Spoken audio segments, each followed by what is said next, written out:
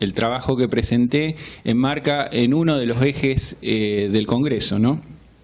Ese eje del Congreso es fenómenos políticos, sociales y económicos con impactos transnacionales. Yo cuando escribía un poco el trabajo pensaba, y relacionado con este eje, digamos, algún desprevenido puede llegar a decir, bueno, ¿y esto qué tiene que ver con la tributación? Y la verdad es que tiene mucho que ver con la tributación cuando hablamos de los fenómenos políticos y sociales. ¿Por qué planteo esto? Porque la tributación, la gestión de las administraciones tributarias se desarrollan en un determinado contexto local, en un determinado contexto global. Es decir, las administraciones tributarias no actúan en el vacío. Y en ese sentido, las modificaciones contextuales que se van produciendo, que son de distinto tipo, obligan a cambios en la legislación, obligan a cambios en la gestión de la administración tributaria. Para dar un ejemplo local, podemos decir que si nosotros analizamos la estructura tributaria, en la época de vigencia del modelo agroexportador, vamos a ver que básicamente la estructura tributaria estaba sentada en impuestos al comercio exterior. Aproximadamente el 90% de la recaudación era impuesto al comercio exterior. ¿Qué pasó? Bueno, la realidad obligó a redefinir la estructura tributaria. Crisis del 30, desplome del comercio internacional, desplome de la fuente de recaudación, y eso obliga, fíjense ustedes la paradoja, a la irrupción de un impuesto que va a ser muy importante en la estructura tributaria argentina del año 32, que es el impuesto a los réditos. Fíjense ustedes que el que incorpora el impuesto a los réditos en ese momento es un gobierno conservador que se había opuesto a la introducción de ese mismo impuesto durante el gobierno radical, que era el que lo había querido llevar a la práctica. Entonces, la realidad obligó a incorporar este impuesto en la estructura tributaria argentina. Entonces, obviamente hay esas modificaciones, esto es un ejemplo de modificaciones contextuales que nos llevan a preguntarnos si en el futuro, por ejemplo, vamos a tener que gestionar un impuesto a los robots. Dejo puesta esta semilla y lo voy a retomar ya sobre el final de la exposición. Yo creo que las organizaciones que pierden anclaje con la realidad terminan siendo ineficaces. Y por eso es muy importante conocer cuáles son las tendencias mundiales, sociales, económicas, políticas. Necesitamos saber qué es lo que está pasando. Y un poco en ese sentido fue armado este trabajo. En realidad, el objetivo del trabajo en sí es tratar de entender, describir alguna de esas tendencias. Por supuesto que es un objetivo, podemos decir, muy ambicioso y que teniendo en cuenta la reducción que tiene que tener un trabajo de una monografía, vamos a hacer un recorte arbitrario.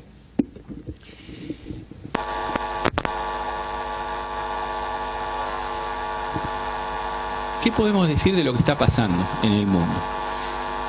Hay toda una serie de visiones optimistas acerca de la historia que se empezaron a escribir después del derrumbe del muro de Berlín. Se hablaba del fin de la historia, ustedes recuerdan ese famoso escrito de Fukuyama, de las perspectivas que se iban a derivar de la globalización, que visto hoy no se cumplieron, no se corroboran en la realidad. ¿Por qué digo esto? Porque, digamos, hay un consenso bastante generalizado de que estamos viviendo un clima de inconformismo social importante.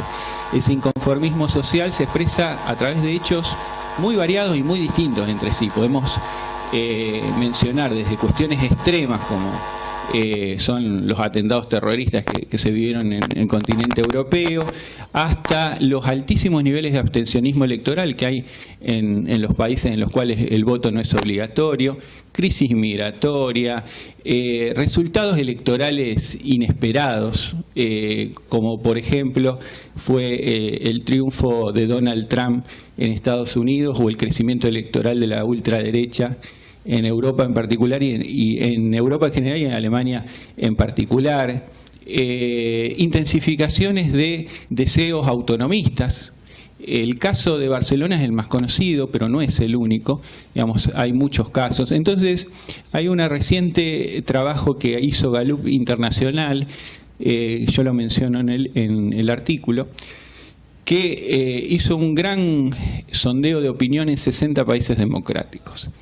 El resultado de ese sondeo de opinión de Gallup fue que solamente el 10% de los ciudadanos piensa que sus gobernantes responden a lo que quiere la gente de su país. Son resultados que son preocupantes y son resultados en los que tampoco hay gran diferencia entre los países centrales y los países periféricos, digamos. Esa es otra característica común de lo que estamos viendo. Entonces, partiendo de eso, voy a hacer ese es un gran tema, este es un trabajo macro que lo que plantea es tratar de desarrollar algunas ideas fuerzas, y en ese sentido lo que voy a hacer es obviamente un recorte temático, porque nos podríamos ir por múltiples lugares. En ese recorte temático yo lo que voy a hacer es una muy breve evolución histórica de la economía mundial para saber dónde estamos parados. Voy a hablar un poco del tema de la desigualdad social, que para mí es clave para encarar estos temas. Voy a mencionar una cuestión teórica. ¿La economía es la ciencia de la escasez? Me pregunto y voy a tratar de responder algunas cosas. Y después de todos esos temas generales me voy a bajar a algunos temas particulares, como por ejemplo el triunfo de Trump en Estados Unidos y el crecimiento electoral de la ultraderecha alemana. La primera cuestión, digamos, algo que es tan viejo, lo hemos escuchado muchas veces, de decir, bueno, para saber dónde estamos es indispensable conocer de dónde venimos, y yo creo que es una gran verdad, digamos, y para proyectarse hacia adelante también es importante conocer la evolución histórica. Y en este sentido voy a hacer un breve repaso a partir de la crisis del 30, porque la crisis del 30 produjo un replanteo del tablero mundial muy importante. La crisis del 30, en ese momento, desde el punto de vista económico, había un predominio del paradigma de lo que conocemos como la teoría marginalista, algunos le llaman teoría neoclásica. Las herramientas teóricas que tenía la teoría marginalista para salir de la crisis demostraron que eran inefectivas. Y en ese sentido va a aparecer la figura de Keynes, que Keynes lo que sale a decir es: ustedes están queriendo solucionar la crisis con una teoría que dice que no existe la crisis. ¿Por qué decía eso Keynes? Porque el marginalismo cree en la autorregulación de los mercados, que si uno deja a los mercados actuar libremente, se va a llegar a un punto de equilibrio y por lo tanto se va a solucionar la crisis. Lo que Keynes decía es que se llega a un punto de equilibrio, pero con altísimo nivel de desempleo. Recordar, Estados Unidos tenía 25% de desempleo, por ejemplo, en ese momento. Entonces, ahí se produce un cambio de paradigma económico, porque Keynes plantea otra idea de la economía, plantea que hay que incrementar la demanda efectiva y que incrementando la demanda efectiva eso produce un círculo virtuoso de más producción, más inversión, más empleo, etcétera. Lo que todos más o menos conocemos. Y esa teoría se vuelve el nuevo paradigma en materia económica y se consolida un modelo de acumulación económico que se dio en llamar fordista keynesiano. ¿Por qué fordista? Porque era un modelo de producción basado en lo que eran algo así como los talleres en lo que se fabricaba Ford, de ahí el nombre, o sea, modelo de producción en serie, donde todo el proceso productivo se concentraba en una gran fábrica y con mecanismos de regulación keynesiano, es decir, donde se le ponía dinero en el bolsillo a la gente para que consuma y que eso mueva la rueda económica. Y ese modelo resultó muy efectivo en términos económicos, en el sentido de que se produjo un incremento de la producción muy importante, crecimiento de la inversión, crecimiento de los salarios y demás. A tal punto que, bueno, eso dio lugar a lo que el economista británico Eric Hobsbawm llamó los 30 años gloriosos del capitalismo. El capitalismo nunca volvió a tener tasas de crecimiento de ese tipo, donde se consolidaron los estados de bienestar y donde se atenuó esa contradicción clásica entre el capital y el trabajo. Fue hasta tal punto, digamos, este nivel de consenso que se llegó, que el presidente norteamericano Richard Nixon dijo allá a principios de los 70, somos todos keynesianos, no hay discusión. Sin embargo, sí había discusión, digamos. Se fue consolidando lentamente una corriente de pensamiento antagónica al keynesianismo, que es lo que hoy conocemos como neoliberalismo, donde, digamos, la piedra basal estuvo en un libro escrito en el año 1944 por Friedrich Hayek, donde Hayek desarrolla, se llamó Camino a la servidumbre. Ese libro se transformó en la Biblia, digamos, de estos sectores, y donde Hayek lo que básicamente desarrolla es que el intervencionismo gubernamental que plantea Keynes no solamente atenta contra la libertad económica, sino que atenta contra la libertad política de la gente. 3 años más tarde, Hayek en 1947 crea, junto con 36 intelectuales, la Sociedad Moin Pelerin, digamos que fue una usina de ideas de pensamiento neoliberal, entre que, bueno, estaba Hayek, von Mises, Milton Friedman, Popper, entre otros, Robbins, entre otros.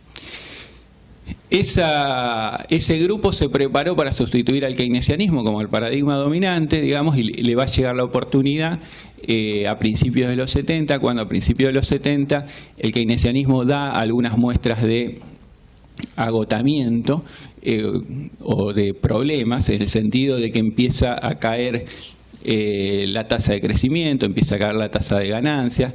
Sobre todo se empiezan a producir fenómenos inflacionarios, digamos el fenómeno de la estanflación, y en ese sentido, y además se estaban produciendo cambios a nivel de la estructura productiva, el sistema productivo, que estaba empujando por cambios de modelo de acumulación. O sea, concretamente me estoy refiriendo a que en ese momento empiezan a tomar fuerza dos actividades como la electrónica y la computación, que pujaban por modificar ese modelo de acumulación fordista, y que eso se va a llevar a que se produzca un cambio hacia lo que los economistas llaman un modelo de acumulación flexible.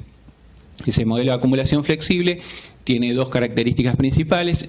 En primer lugar, hay una fragmentación de los sistemas de producción, del proceso de producción. Ya no se hace todo en una gran fábrica, sino que se fragmenta. Digamos, la fabricación del iPod es un ejemplo bastante paradigmático de esto.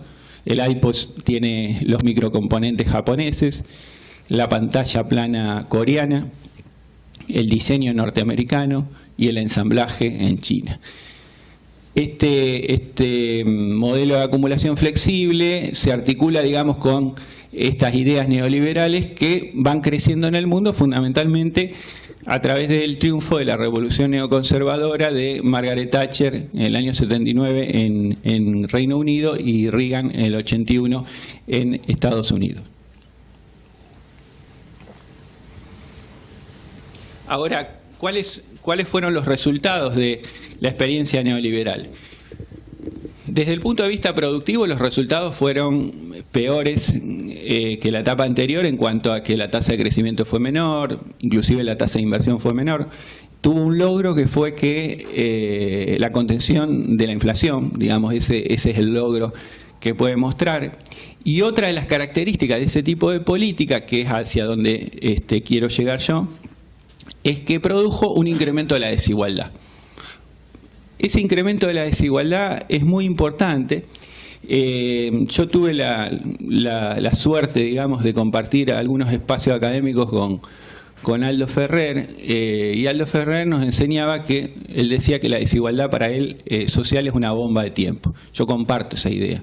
Creo que gran parte de los problemas parten de eso, de la desigualdad social, y esta tendencia a una fuerte ampliación de la brecha social, lo que nos está llevando es a lo que el economista francés Thomas Piketty denomina una vuelta a un capitalismo patrimonial. Piketty lo que dice en su último libro, que fue bestseller, digamos, El capital del siglo XXI, lo demuestra con abundante información estadística, como estamos volviendo en este momento a una etapa de un capitalismo patrimonial, a un capitalismo del siglo XIX. ¿Qué quiere decir eso? Que las élites se reproducen endogámicamente. O sea, las élites económicas de hoy son los descendientes de los ricos anteriores, tal cual el siglo XIX. Es decir, se ha anulado esa movilidad social que fue más característica del siglo XX. Por supuesto, podemos encontrar excepciones. Estamos hablando de una cuestión tendencial, no de cuestiones particulares. Entonces llegamos a una situación en la que tenemos la ONG Oxfam, que se dedica un poco a los estudios de desigualdad. Es una ONG que para el que no la conoce salió de la Universidad de Oxford, que lo que nos está diciendo es, bueno, ahí en el Power dice 62 porque ese fue un informe anterior, pero el último informe nos está diciendo que 8 personas en el mundo tienen tanto riqueza como 3.600 millones de personas, que es la mitad de la población mundial. Que el 1% de la población acumula más riqueza que el 99% restante. Por eso Oxfam lo que nos dice es que esta brutal concentración de la riqueza lo que implica es un secuestro de los procesos democráticos por parte de las élites. Porque las élites son los que deciden cuáles son los rumbos y no los pueblos. Entonces tenemos un montón de indicadores que demuestran esto. Yo ahí puse algunos, que del total de las personas que viven en la periferia, 3/5 partes viven sin servicios sanitarios, 1/3 parte sin agua potable, 1/4 sin viviendas decentes, bueno, y así podemos seguir. Podemos decir que los más de 900 millones de personas que viven en el África subsahariana consumen tanta electricidad como los 18 millones que viven en el estado de Nueva York, y así podemos seguir con distintos indicadores. El tema es que nos podríamos preguntar si la desigualdad es natural, y la verdad es que lo que seguro no es natural son los niveles de desigualdad. Porque los niveles de desigualdad más o menos dependen de políticas públicas y dependen en definitiva también de lo que la sociedad acepta como una desigualdad socialmente aceptable. Piketty dice que la historia de las desigualdades depende de las representaciones que se hacen los actores económicos, políticos y sociales de lo que es justo y de lo que no lo es, de las relaciones de fuerza entre esos actores y de las elecciones colectivas que resultan de ello. Entonces, ligado con esto, yo quería reflexionar un poco acerca del tema tema teórico, digamos, el tema de la economía. Todos los que estudiamos algo de economía, alguna vez leímos esa vieja definición que dice que la economía es una disciplina que donde hay una tensión entre medios limitados y necesidades ilimitadas. Esa es una vieja definición de Lionel Robbins, que me lleva a preguntarme si efectivamente es así. Es decir, digamos, es una definición de sentido común y en la que en muchas cuestiones concretas nosotros vamos a decir sí, es así. Nosotros sabemos que existe restricción presupuestaria, sabemos que existe restricción externa, por ejemplo. Obviamente que existen en un montón de situaciones en las cuales podemos decir esta vieja definición de Robbins es correcta. Ahora, yo me pregunto, empezando por lo más básico, digamos, uno de los grandes problemas que tenían que responder los sistemas económicos de la antigüedad es lograr producir la cantidad de alimentos necesarios para que la gente se reproduzca, o sea, para que se reproduzca la especie humana, digamos, sería la necesidad básica que tienen que cumplir los sistemas económicos. Esa definición ¿se ajusta a lo que pasa en la producción de alimentos? Y la verdad que no se ajusta. Eso podía ocurrir en la antigüedad. En la antigüedad sí había escasez. En la antigüedad sí existían las hambrunas por deficiente producción de alimentos. Hoy no es esa la situación. Hoy el planeta fabrica alimentos como para 1,5 planetas, para 9.000 millones de personas. Y sin embargo, hay 1.000 millones de personas que se van a dormir desnutridas. Entonces, el problema no está en la producción, no está en la esfera de la producción. El problema está en la esfera de la distribución. Y podríamos seguir esto no solo con los alimentos, sino con otros bienes, porque si nosotros analizamos de la crisis del 30 en adelante, lo que vamos a ver que fundamentalmente las crisis que se produjeron fue por acumulación de stock. O sea, podemos decir, por sobreproducción. O, mirando la otra cara, diríamos que fue una crisis de subconsumo. Es decir, la gente no tenía dinero en el bolsillo para consumir, digamos, pero no es un problema de escasez desde el punto de vista productivo. Entonces, me parece que relativizar eso tiene que ver con que hay veces que dice, wow, este tema es difícil de solucionar, y a veces sí, a veces no, digamos. No naturalizar determinadas cosas. Quiero, después, digamos, de este abordaje global, yo sentía la necesidad de ir a algunas cuestiones particulares para tratar de entender qué está pasando en el mundo. Decíamos que hay una gran insatisfacción ciudadana y que esa insatisfacción ciudadana no se limita a los países periféricos, sino que en los países, también ocurre en los países centrales, y por eso traté de buscar dos ejemplos de los países centrales, de la principal potencia hegemónica del mundo, de Estados Unidos. Y la verdad es que el triunfo de Donald Trump sorprendió a muchísimos analistas internacionales, inclusive si ustedes recuerdan, dentro mismo del Partido Republicano, hasta último momento hubo intenciones de tratar de bajarlo, porque decía que iba a perder seguro, etcétera, etcétera. Y sin embargo Donald Trump ganó. ¿Qué pasa?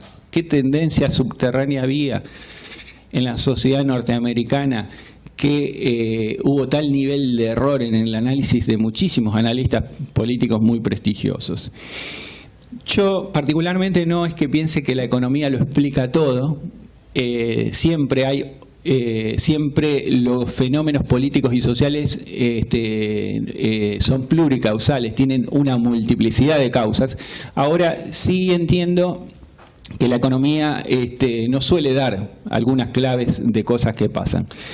¿Y qué es lo que está pasando en Estados Unidos? Si nosotros agarramos el periodo 60-2005, vamos a ver que los salarios norteamericanos apenas crecieron un 50%, mientras la productividad crecía 220%.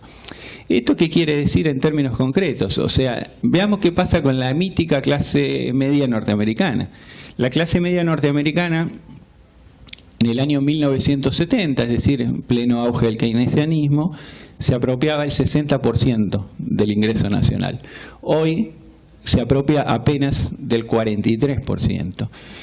Y si analizamos qué pasó después de la crisis subprime, de las hipotecas subprime, vamos a ver de que alrededor de 9 millones de norteamericanos perdieron sus casas, digamos, lo cual no es un hecho menor. Hay un trabajo, hay un sector social norteamericano que fue clave para convertir a Donald Trump en el presidente 45 de la historia de Estados Unidos, y es el sector de lo que lo llaman los white trash, que serían los jóvenes blancos con bajo nivel de instrucción, digamos, ese colectivo de jóvenes blancos con bajo nivel de instrucción.